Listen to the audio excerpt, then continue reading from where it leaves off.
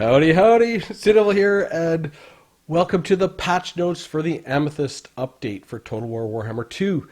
These patch notes are really surprising, but it's fantastic, and, well, I guess they're kind of surprising. Usually there is a patch kind of post down DLC sort of a month later, and it looks like they're going to be addressing some of these things. I will read every word of these patch notes. For those of you that are on a bus listening on your phone while you're doodling dwarfs on the seat, you can listen as well, and I will obviously have commentary once we get to the parts that I know something about or I think are important. So I'll just start reading the preamble for the patch update. So, in honor of springtime and sunshine, yes, even in the UK, we've been cleaning our code and scouring the database for any pesky bugs following the release of The Prophet and the Warlock.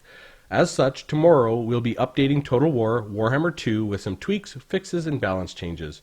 With spring cleaning in mind, we're also going to be dealing with some of the public betas that are currently available to opt into for Total War Warhammer 2. With each release, we always include a rollback build that allows you to finish any saved games or continue playing with mods. But from the next update, we'll also be closing down our oldest build. Over the next few weeks, we'll be including a breakdown of all current betas available, listing what they include and roughly how long they will be open for. Stay tuned for more on this, especially if you are a modding enthusiast, which is really good. It looks like the mods have been having trouble since this last update, so hopefully that helps. Finally, as part of the Amethyst update, you'll receive the Amethyst Wizard, if you hadn't guessed it already. The Amethyst Wizard will only be playable in Total War Warhammer 2 within the Mortal Empires campaign. So remember, this means you need both Total War Warhammer and Total War Warhammer 2 in order to get him. That's a pretty good artwork, I'll tell you what. God, never, ever am disappointed by the artwork for this game. So, the Amethyst Wizard. The Scythe, the Hourglass, the Amethyst Skull, the Thorny Rose. These are the symbols of the Imperial Colleges of Magic. The Amethyst Order is represented by the inverted scythe, indicating its affinity with the purple wind, Shyish, and of course, death itself. In fact, the very awareness of mortality, that there must be an end to all things, creates its powerful magic. The Amethyst Wizard is therefore, by definition, a magister morbidly obsessed, able to strip vitality directly from lords and heroes, and, crucially, diminish the will of those fighting beneath them, turning even the bravest warriors into ignominious flight. So really, it's just going to be Spirit Leech, Doom and Darkness, and those kind of good things. That's a really strong wind of magic, and it will help the Empire.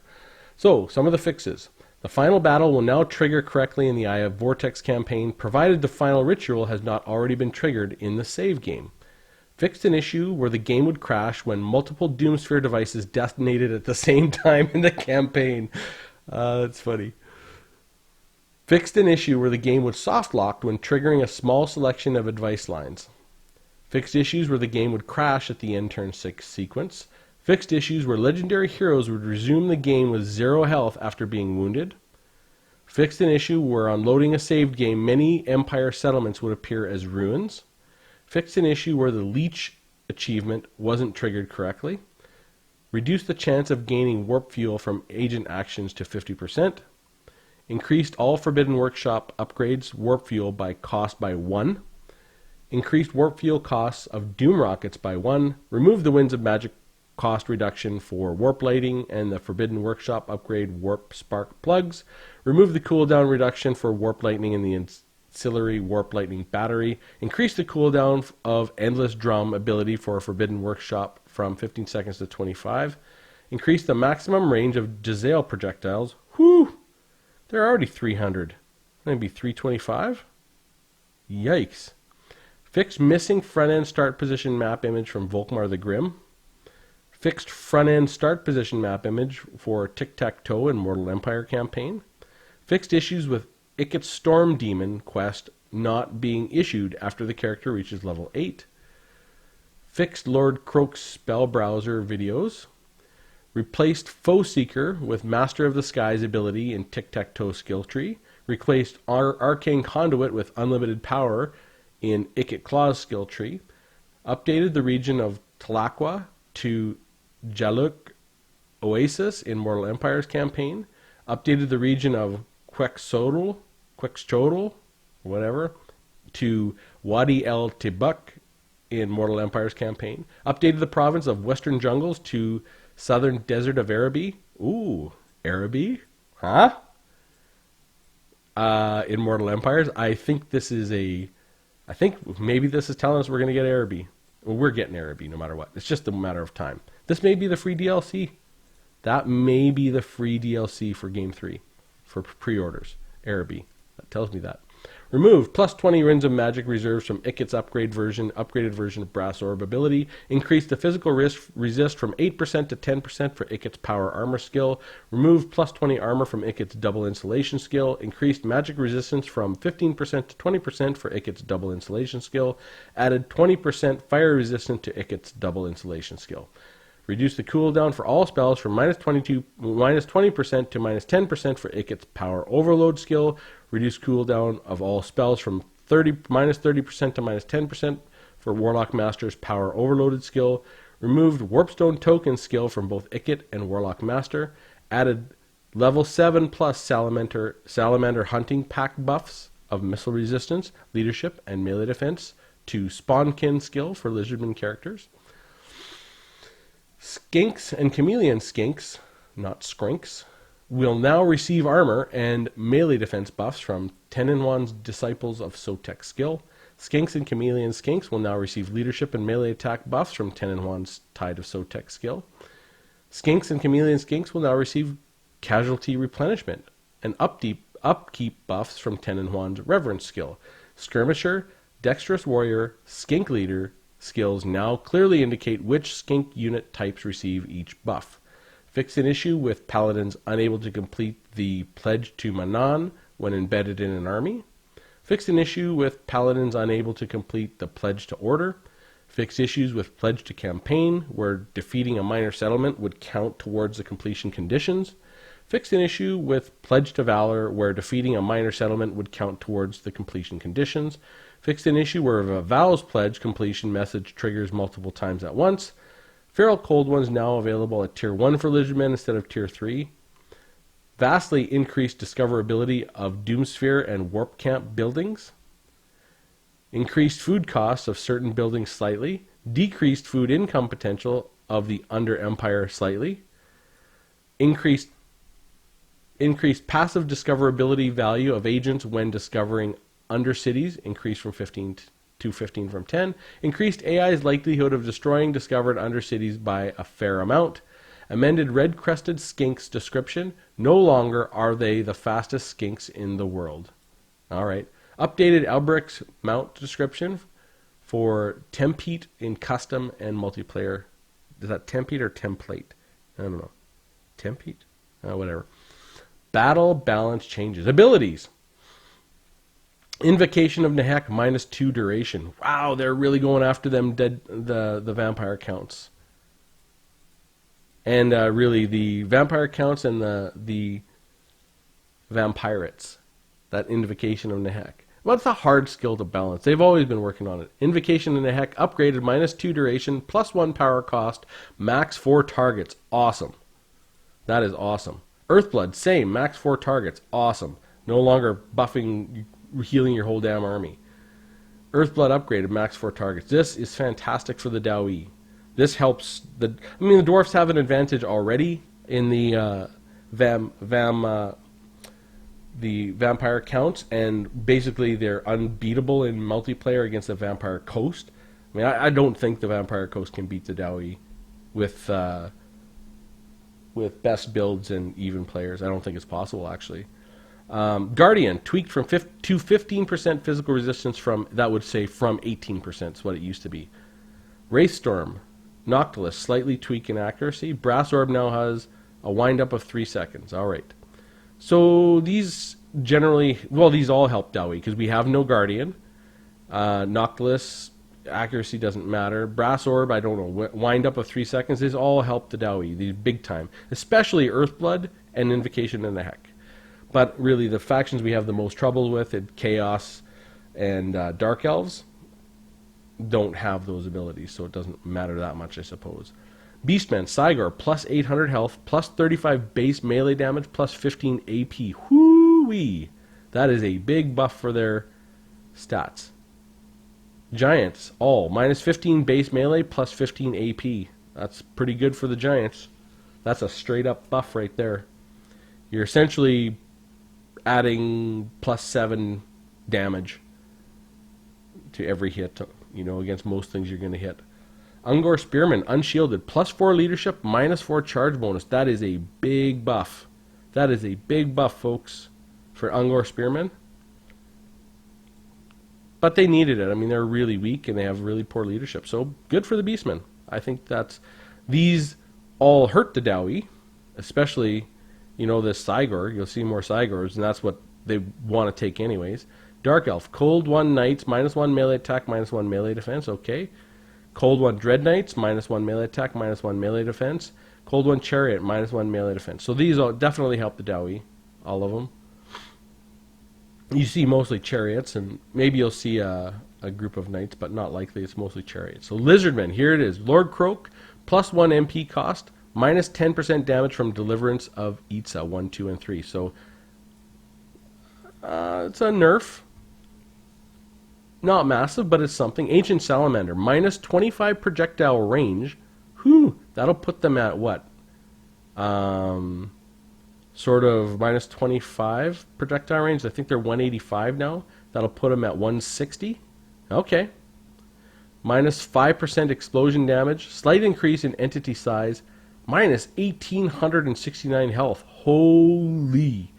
That's some kind of nerf right there. Remove speed reduction from contact effect, plus 2 ammo. So when they hit you, they cause a slow of 36% and a weakness to fire of 22%, just like Dragonback Slayers. Now that slow is gone. They have less range, way less health, but they do have 2 more ammo. And that ammo is devastating. Devastating. It's super accurate, too. It's hard to dodge. Thunderous One, plus 100 MP cost, plus 5 ability recharge. I haven't seen those, so I don't know. Red Crested Skink Chief, Ancient Stegodon, plus 50 multiplayer cost. Okay. Star Chamber Guardians, plus 50 cost. They have that Guardian ability, and they're used quite frequently. Paha Sentinels, plus 50 cost. I think they're 700, maybe 750. They'll go up to 800. You see them lots. They're a very reasonable cost. Bastillon and Arc of Sotek, minus 50 cost. Okay, I haven't seen those, probably because they're a little too expensive. Tic-Tac-Toe, Drop Sphere of Tapak is now free in multiplayer and is a default ability for Tic-Tac-Toe. Okay. Croxagors, minus 2 AP melee damage. That is nice for the Dowie. Like, we've seen lots of Red Crested Skink builds, but really the builds that are scary are where there's 4 Croxagors. Horned Ones, plus 100 cost. That's good. Cold One Riders, minus 1 melee attack, minus 1 melee defense. Good for the Dowie. Cold One Spear Riders, minus 1 melee attack, minus 1 melee defense. Doesn't matter to the Dowie. Skaven. Alright. Warplock Jezzails and Regiment of Renown, plus 1 reload time, minus 3 melee defense. Alright. So they're going to fire a little slower. These Warplock Jezzails are crushing if they're allowed to fire. 3 of them with the Regiment of Renown. Oh man. Poison Wind Globadiers, minus 50 multiplayer cost. Okay. Warpfire Throwers and Regiment of Renown, plus 30 armor. Interesting. Rattling Gunners, plus 50 cost, okay, and small reduction in accuracy. Yeah, that seems reasonable. They're pretty powerful. Storm Vermin with Halberds, minus 1 base melee damage, plus 2 AP melee damage. That's a pretty big buff right there. And they've been playing with Storm Vermin to try and get them right. Doomflayers, here's the big one. So Doomflayers, minus 20% health, good. Minus 10 armor, good. Minus 20% math, good. I'm going to have to go through and do that whole set of tests again. We did when they first came out. Minus 20% health, that's massive. Because that's going to get them to rout a lot earlier.